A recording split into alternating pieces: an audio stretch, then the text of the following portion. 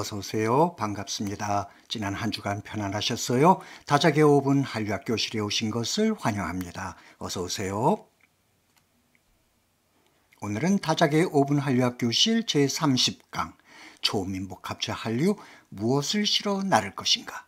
두 번째 시간 공자의 출현은 시대적 필연이다 라는 주제를 가지고 이야기 나누도록 하겠습니다. 중국 고대사 하면은 우리는 흔히 하은주 시대를 떠올립니다. 여기서 하는 은나라 이전에 수백 년간 존재했다고 전해지는 전설의 왕조입니다. 하의 시조 우왕의 성은 사시요, 이름은 문명입니다. 사마천의 사기 하본기에 따르면 전설적인 성군인 삼황오제 가운데 한 사람인 전욱의 손자이고 그의 아버지는 곤이라고 합니다. 태평성대를 누리던 요순시대 대홍수가 발생합니다.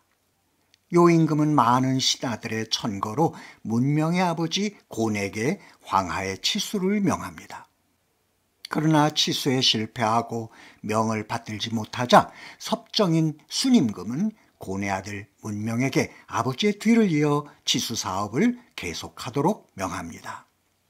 13년이라는 오랜 세월 끝에 문명은 마침내 아버지 곤이 이루지 못한 황하의 치수에 성공합니다. 그 공로로 문명은 순임금에게 왕위를 선양받아 중국 최초의 세습 왕조인 하나라를 세우게 됩니다. 하의 마지막 왕은 거리입니다. 그는 난폭하고 전투적인 왕으로 산둥성 쪽에 유시를 공격해서 많은 사람들을 죽이고 약탈합니다. 그러자 유시 사람들은 거왕의 마음을 돌리기 위해서 매희라는 아름다운 여인을 진상합니다. 유시 사람들의 복수를 다짐하며 매희는 자신에게 빠진 거왕을 꼬드겨서 술로 연못을 만들고 연못 둘레에 고기의 숲을 만들어서 주지용림이라는 사자성어를 탄생시킵니다. 사기의 은본기는 주지육림과 관련해서 다음과 같이 기술하고 있습니다. 이주위지 현육위림 사남녀 나상축기한 위장야지움. 풀이하면 술로서 연못을 삼고 고기를 매달아 숲을 삼고 남녀로 하여금 발가벗고 그 사이에서 서로 쫓게 했으며 밤새 술을 마셨다. 사치와 향락의 끝판왕이라고나 할까요? 이런 거왕의 패덕을 보다 못한 충신 관용봉이 간언에 나섰다가 죽임을 당하고 충신 이윤과 은의 탕 또한 간언에 나섰다가 죽임을 당할 위기에 처합니다. 마침내 이윤과 탕은 전국의 제후들을 규합해서 거왕을 제거하고 탕이 왕위에 올라 상, 즉 은나라의 시조인 탕왕이 됩니다. 은나라는 중국 최초의 국가입니다. 정확한 기록은 남아있지 않지만 기원전 18세기에서 16세기 사이에 창건돼서 기원전 12세기에서 11세기 사이에 멸망한 것으로 추정되고 있습니다. 갑골문자를 썼던 은나라의 영토는 여기 사진에 나와 있는 상나라라고 쓴 지역입니다. 은의 마지막 왕은 주왕입니다. 하의 거왕에게 주지육림의 매희가 있었다면 은의 주왕에게는 달기라는 요부 판무파탈이 있었습니다. 음행을 일삼던 주왕은 궁녀들과 했던 음탕한 짓을 아내인 왕비에게도 요구합니다. 그러나 왕비는 이를 거절했고 주왕의 지나친 음행을 만류합니다. 이에 화가 난 주왕은 아내를 죽이고 그녀의 아버지인 구후마저도 죽여서 시체로, 말씀드리기도 어렵지만은 시체로 젓갈을 만들었다고 합니다. 천인공노할 주왕의 이런 만행을 목도하고 구후의 동료인 아쿠가 나섰는데 주왕은 그 또한 죽여서 곧바로 시체로 포를 떴다고 합니다. 상상할 수조차 없는 이 같은 주왕의 만행을 접하면서 주왕의 충신 3공 가운데 유일하게 남은 서백이 홀로 탄식을 하자 이를 본 대신 승후호가 주왕에게 일러 바쳐서 서백 또한 위기를 맞게 됩니다. 이 서백이 바로 훗날 은나라의 뒤를 잇는 주나라의 문왕이 됩니다. 그는 은나라에 조공을 바치면서 때로는 은나라와 부딪혀 전쟁을 하기도 합니다.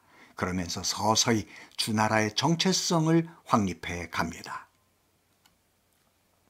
그러다가 기원전 11세기 중엽, 그러니까 BC 1046년 문왕의 아들 무왕이 상이라고 불리던 은나라의 마지막 주왕을 제거하고 중화의 제1대 천자가 됩니다. 주나라가 본격적으로 시작된 것이죠. 아래 왼쪽에 있는 그림은 앞쪽에서 상이라고 표기되었던 은나라와 주나라의 영토를 함께 표시하고 있습니다. 주황색은 은나라, 분홍색은 주나라입니다. 주가 은보다 훨씬 더 큰 영토를 차지하고 있죠. 무왕은 주나라를 건국하면서 봉건제라는 새로운 사회 시스템을 도입합니다. 친족과 개국 공신들에게 봉토를 나눠주고 이를 다스리게 했습니다. 세금도 바치고 주나라 왕실을 수호해야 할 책무도 그들에게 주어졌습니다. 그리고 무왕은 공신들의 관리를 위해서 오등작, 즉 공후백자남, 공작, 후작, 백작, 자작, 남작 제도를 채택합니다. 놀라지 않으셨어요? 아니 이게 서양이 아니라 주나라에서 시작된 것이라고 하면서요. 예, 맞습니다. 군주와 유력한 세력들 간의 관계의 깊이 정도에 따라서 자귀가 결정되었다고 합니다. 여러분, 제후라는 말 자주 들어보셨죠? 이 말의 탄생 배경도 재밌습니다. 왕이 자귀를 주다 보니까 5등작 가운데 후작의 숫자가 제일 많았다고 합니다. 그래서 자귀를 가진 귀족들을 통칭해서 제후라고 불렀다고 합니다. 우리나라에도 5등작 제도가 있었습니다. 뜻밖이죠? 고려 제11대 문종왕 때 도입됐습니다. 국공, 현후, 현백, 개국자, 현남.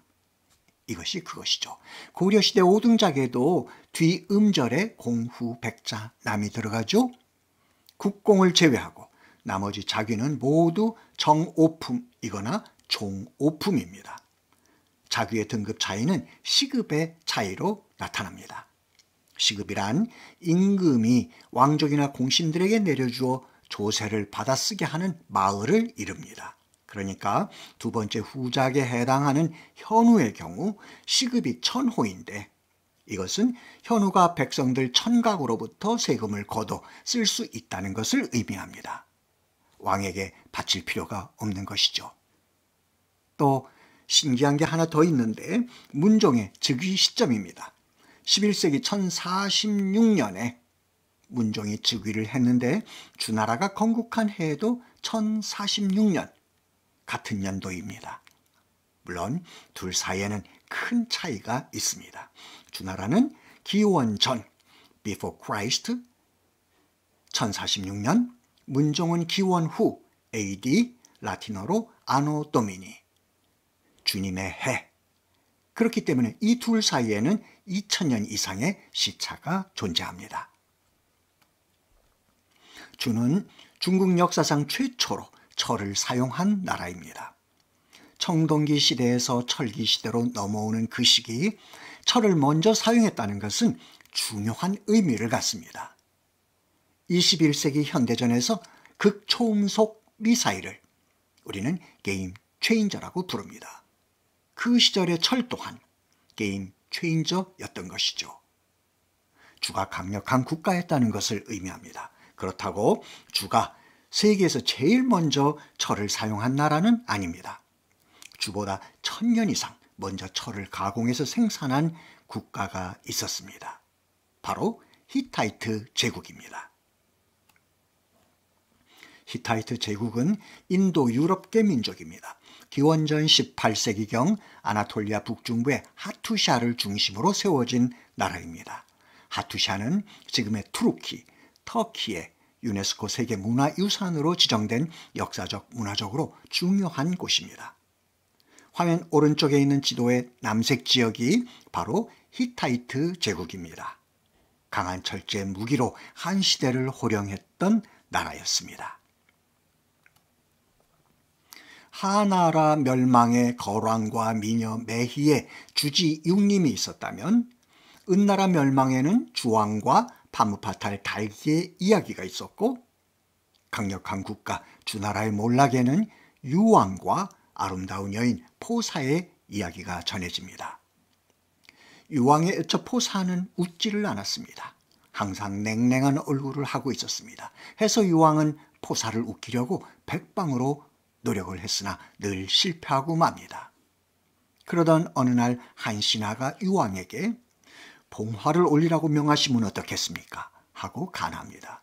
봉화를 올리면 제후들이 병사들을 이끌고 헐레벌떡 달려올 것이고 그 모습을 보면 포사가 웃을 것입니다. 라고 아첨을 합니다.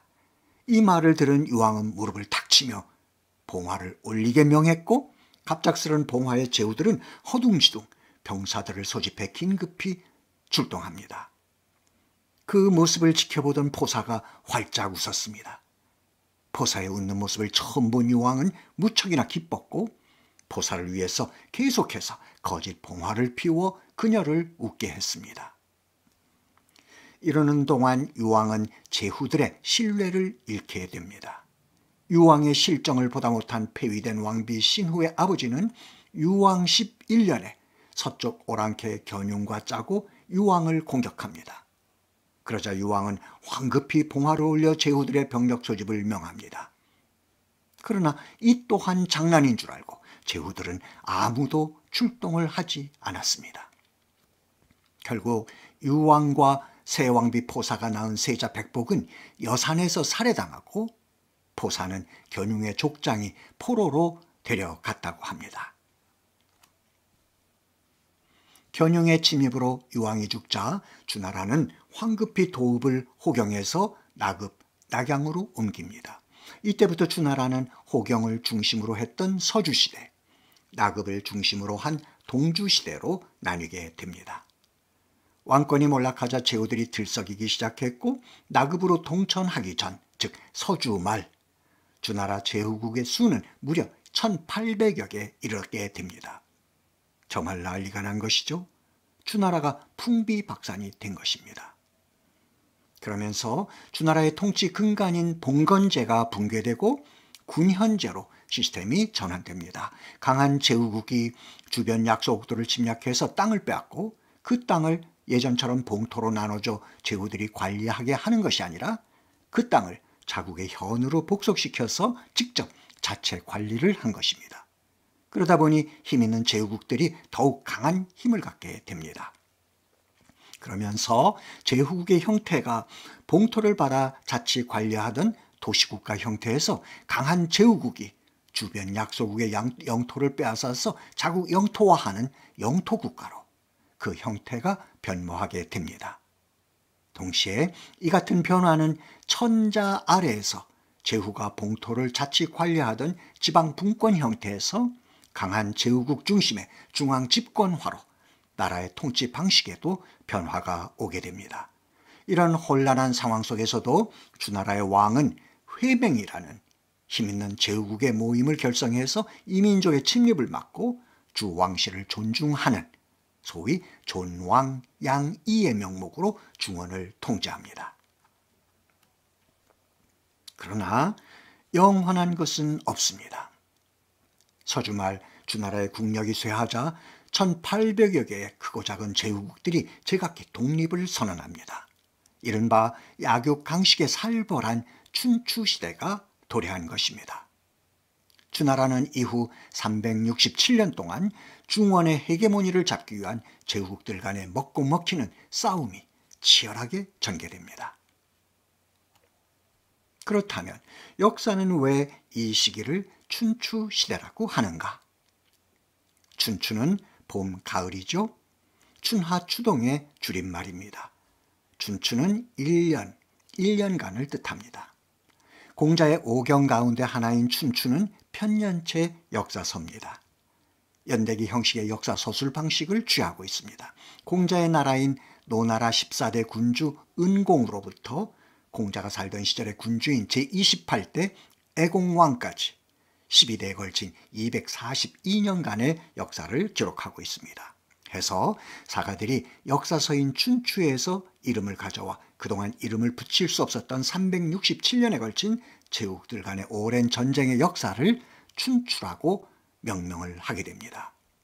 중국의 고문헌들도 춘추시대의 춘추는 공자의 춘추에서 가져온 것이라고 밝히고 있습니다. 공자와 동이족입니다. 공자는 노나라 사람입니다. 춘추시대의 노나라는 중국 동부 지역의 강국 중 하나였습니다. 화면의 맨 왼쪽 큰 그림에서 보듯이 노나라는 산둥반도에서 가까운 중국 동부 지역에 위치해 있습니다. 제나라, 오나라, 송나라, 위나라 등으로 둘러싸여 있습니다. 화면 오른쪽에는 번호 1, 2, 3 3개 지도가 있죠. 1번은 고조선의 영토를 표시하고 있습니다. 이 지역은 우리 조상인 동이족의 분포 지역과도 겹쳐집니다. 공자의 노나라를 비롯해서 연나라, 제나라, 오나라 일부 지역까지도 포함하고 있습니다. 잊혀진 왕국 제라는 제목이 붙은 이번 그림은 제나라가 우리의 조상이라는 것을 이야기해 줍니다. 3번 지도는 고구려의 영토를 주황색으로, 백제 지역을 파란색으로 표시하고 있습니다. 1번 지도의 고조선 영토보다 3번 지도 고구려 백제 영토가 더 확장돼 있죠. 또 일본 열도의 영토도 더 확대돼 있고요. 이것이 우리의 고토입니다. 자랑스럽죠? 한가람 역사문화연구소가 발행한 사마천의 사기 완역본 3권 은본기 주본기에 의하면 상족, 즉 은나라의 발원지는 발해만 연안이고 은은 동이족이 세운 나라라고 기록되어 있습니다. 또 한국일보 2014년 9월 30일자 공자학교와 동이족의 후예라는 이덕일의 천고 사설에 공자가 은나라의 후손이라는 다음과 같은 글이 실렸습니다. 사기 공자 세가에 따르면 공자는 세상을 떠나기 직전 제자 자공에게 이렇게 말했다.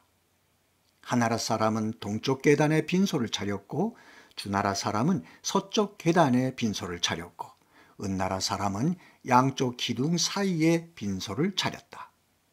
지난밤에 나는 꿈에서 양쪽의 기둥 사이에 앉아 제사를 받았다. 나는 은나라 사람에서 비롯되었다. 여시은이냐. 은나라 사람에서 비롯되었다는 말은 나는 은나라 사람의 후예라는 말이다. 향년 73세 세상을 떠난 공자의 유언은 나는 은나라 사람의 후예라는 것이었다.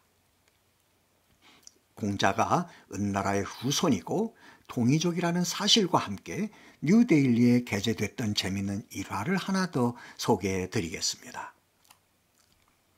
한글 전용을 주장하던 초대 문교부 장관 안호상 박사가 대만의 석학 임어당 박사를 만났을 때 당신의 조상들이 어려운 한자를 만들어 우리를 고생시킨다고 말하자 임어당 박사가 정색을 하면서 무슨 말씀을 하시는 겁니까? 한자와 한문은 우리 조상이 만든 것이 아니고 당신네 조상인 동이족이 만든 것을 모르시나요? 하면서 자세히 답변해 주자 안호상 박사의 얼굴이 붉어졌다고 합니다.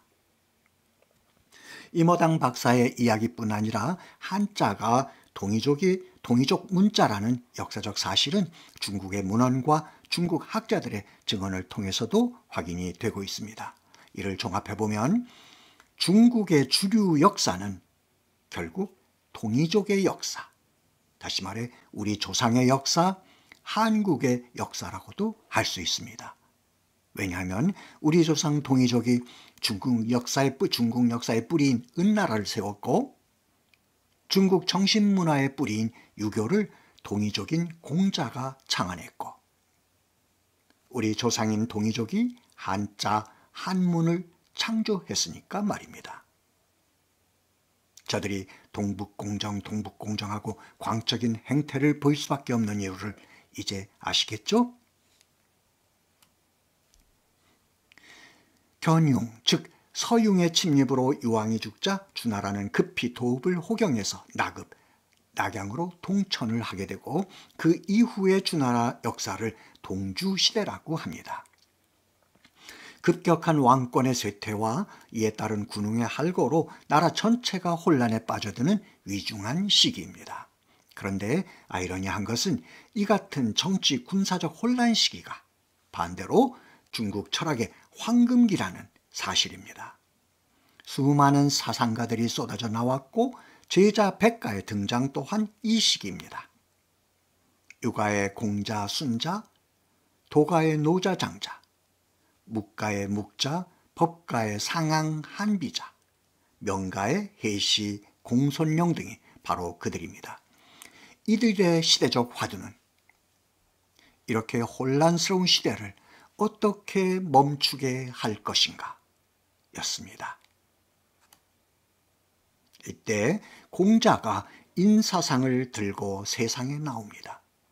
사랑이 아니면 해결할 수 없는 처절한 약육강식의 세월, 367년이라는 기나긴 춘추시대의 전쟁의 역사가 공자와 공자의 인사상을 요구한 것입니다.